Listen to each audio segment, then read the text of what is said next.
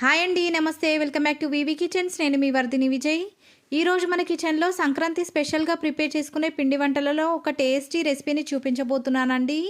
అది మరేంటో కాదు, చెకోడీలండి.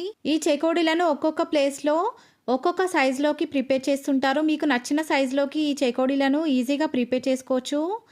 ఈ చెకోడీలను తెలంగాణలో షేగోడీలని, ఆంధ్రాలో చెకోడీలని కూడా పిలుస్తూ ఉంటారు. ఎవరు ఏ పేరుతో పిలిచినప్పటికీ కూడా ఈ చెకోడీల టేస్ట్ మాత్రం అద్భుతంగా ఉంటుంది. వీడియోలో చూపిస్తున్నట్టుగా 2 రకాల సైజులోకి ఈ చెకోడీలను ప్రిపేర్ చేసుకోవచ్చు. మొదటిది వీడియోలో చూపించినట్టుగా చిన్న సైజ్ అండి, మరొకటి వీడియోలో చూపిస్తున్నట్టుగా పెద్ద సైజ్ అండి. మీకు నచ్చిన సైజులోకి ఈ చెకోడీలను ఈజీగా ప్రిపేర్ చేసుకోవచ్చు.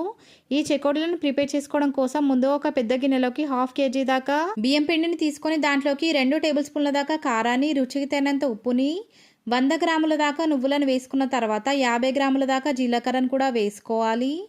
ఇప్పుడు ఈ పిండిలోకి 1 టీ స్పూన్ దాకా అల్లం వెల్లుల్లి పేస్ట్ని కూడా వేసుకున్న తర్వాత కొంచెం పసుపును కూడా వేసేసుకొని వీటన్నిటిని కూడా పిండితో పాటు కలిసేలాగా పిండి మొత్తానికి కూడా కలిపేసుకోవాలి. ఈ ఇంగ్రీడియంట్స్ అన్నీ కూడా బియ్యం పిండితో పాటు కలిసిపోయిన తర్వాత ఇప్పుడు ఈ పిండిలోకి మరుగుతున్నటువంటి 1/2 లీటర్ దాకా వాటర్ని వేసుకోవాలి. 1/2 kg పిండికి 1/2 లీటర్ వాటర్ అయితే సరిపోతాయండి. కేవలం వేడి నీళ్ళని వేసుకొని మాత్రమే ఈ పిండి మొత్తాన్ని కూడా కలిపేసుకోవాలి.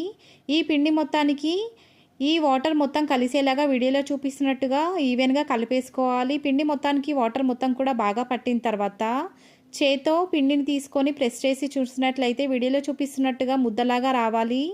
ఇలా గనక పిండి వచ్చిందంటే పర్ఫెక్ట్గా ఈ పిండి ప్రిపేర్ అయిపోయినట్టండి. ఇప్పుడు ఇలా మనం ప్రిపేర్ చేసుకున్నటువంటి ఈ పిండిని కొంచెం కొంచెం ఒక పెద్ద గిన్నెలోకి వేసుకొని ఆ గిన్నెలోకి కొంచెం గోరువెచ్చటి వాటర్ని కూడా చేత్తో చల్లుకుంటూ ఈ పిండి మొత్తాన్ని ముద్దలాగా ప్రిపేర్ చేసుకోవాలి. ఈ పిండిని అస్సలు మెత్తగా అవ్వనివ్వకూడదు. ఎంత గట్టిగా వీలైతే అంత గట్టిగా ఈ ముద్దను ప్రిపేర్ చేసుకోవాలి.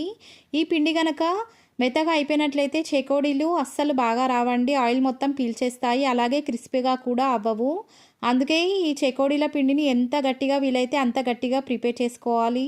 వీడియోలో చూపిస్తున్న కన్సిస్టెన్సీలోకి ఈ పిండి మొత్తాన్ని కూడా కలిపేసుకున్న తర్వాత ఈ పిండి ముద్దల నుంచి కొంచెం కొంచెం చిన్న సైజులో పిండిని తీసుకొని ఆ పిండిని రొట్టెలు ప్రిపేర్ చేసే పీట పైన ఉంచి చెకోడీలను ప్రిపేర్ చేసుకోవాలి.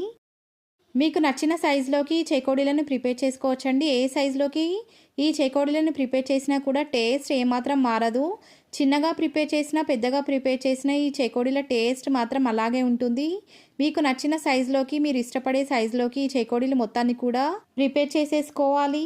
మీరు చిన్న సైజులో ఉండే చెకోడీలను కనుక ప్రిపేర్ చేసుకోవాలనుకుంటే ఒక పెద్ద సైజులో చెకోడీ కోసం పిండిని తాల్చుకున్న తర్వాత దాన్ని మధ్యలోకి కట్ చేసుకొని అందులో 3 నుంచి 4 చిన్న సైజ్ చెకోడీలను ఈజీగా ప్రిపేర్ చేసుకోవచ్చు. ఈ ప్రాసెస్లో కనుక చెకోడీలను ప్రిపేర్ చేసుకున్నట్టయితే చాలా తొందరగా ఈ చెకోడీలను ప్రిపేర్ చేసుకోవడం అనేది కంప్లీట్ అయిపోతుందండి.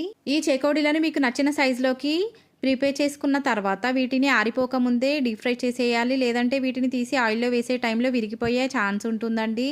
అందుకోసమే వీటిని ఫ్రై చేయడం కోసం స్టవ్ వెలిగించి స్టవ్ పైన ఒక పెద్ద ఐరన్ ప్యాన్ని ఉంచి దాంట్లోకి డీప్ ఫ్రైకి తగినంత ఆయిల్ని వేసుకొని వేడి చేసుకున్న తర్వాత మంటను మీడియం ఫ్లేమ్లోకి అడ్జస్ట్ చేసుకొని ఇప్పటిదాకా మనం ప్రిపేర్ చేసి పక్కన ఉంచుకున్నటువంటి చెకోడీలను ఒక్కొక్కటిగా ఈ ఆయిల్లోకి వేసేసుకోవాలి. ఈ చెకోడీలను ఫ్రై చేసుకునేటప్పుడు ఒక్క విషయాన్ని గుర్తుంచుకోవాలండి. ఒక్కొక్కసారి ఈ చెకోడీలు పైకి చిమ్మే అవకాశం ఉంటుంది. అందుకోసమే ఈ చెకోడీలను ఆయిల్లోకి వేసిన తర్వాత కాస్త దూరంగానే నిలబడాలి. ఈ చెకోడీలు మొత్తాన్ని కూడా ఒకే ప్లేస్లో వేయడం కన్నా వీడియోలో చూపిస్తున్నట్టుగా ఆయిల్ మొత్తంలోకి రొటేట్ చేసుకుంటూ ఈ చెకోడీలను వేసుకోవాలి. ఒకే ప్లేస్లో కనుక ఈ చెకోడీలను వేసినట్లయితే ఒకదానితో మరొకటి అంటుకునే ఛాన్స్ ఉంటుంది. అందుకోసమే కాస్త దూరంగా ఒకదానికొకటి తగలకుండా వేసుకోవడానికి ట్రై చేయాలి. ఈ చెకోడీలను ఆయిల్లోకి వేసుకున్న తర్వాత 1 to 2 మినిట్స్ పాటు ఈ చెకోడీలు ఫ్రై అవ్వడానికి టైం పడుతుంది. ఇలా మనం డీప్ ఫ్రై చేసుకునే ఐటమ్స్ ఫ్రై అయ్యాయో లేదో తెలుసుకోవడానికి ఒక చిన్న టిప్ ఉందండి. ఇప్పటిదాకా ఆయిల్ బబుల్స్ లాగా ఎక్కువగా మరిగింది.